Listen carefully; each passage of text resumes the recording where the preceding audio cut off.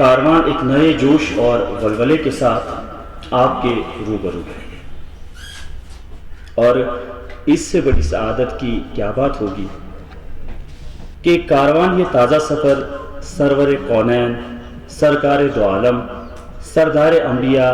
रहमतुल आलमीन सल्लल्लाहु अलैहि वसल्लम के दरबार में नात्या मुशायरे की सूरत में गुलहाए अकीदत पेश करने से कर रहा है। आप सब बखूबी वाकिफ़ हैं कि ऐसी बाबरकत मजालिस की रिवायत रही है कि इनका आगाज़ कलामुल्लाह से किया जाता है, और हम भी इस रवायत का पास रखते हुए पुरखलूस दावत देना चाहेंगे मोहतरम कारी सैयद मेहदी साहब को कि वो डाइस पर तशरीफ़ लाएँ और अपनी शीरी आवाज़ और मुनफरिद अंदाज में आयत फुरकान की तिलावत से मजलिस का आगाज़ करें। मोहतरम कारी सैयद मेहदी साहब। अऊज़ु बिल्लाहि मिनश शैतानिर रजीम, बिस्मिल्लाहिर रहमानिर रहीम,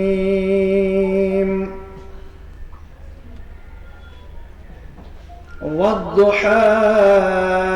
वल्लैलि इज़ा सजा,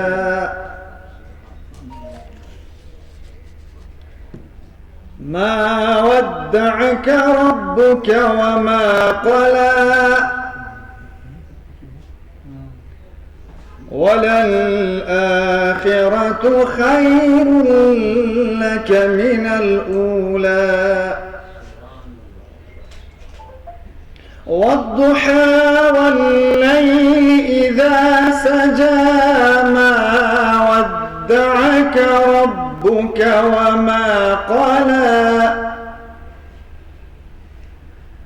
वलल आखिरतु खैरुन लक मिनल ऊला, वलसौफ युअतीक रब्बुक फतर्दा,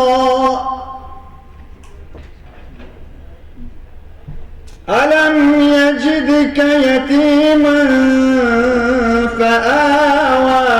ववजदक ضالًا فهدى, ववजदक आइलन फअग्ना,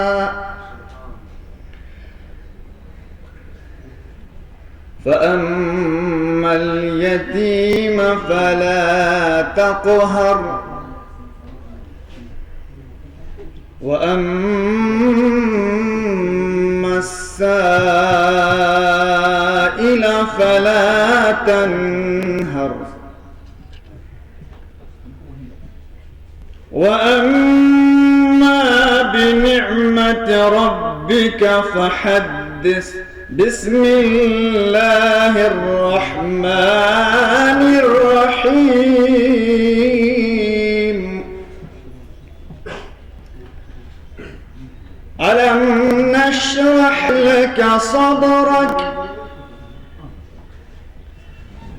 ووضعنا عنك وزرك،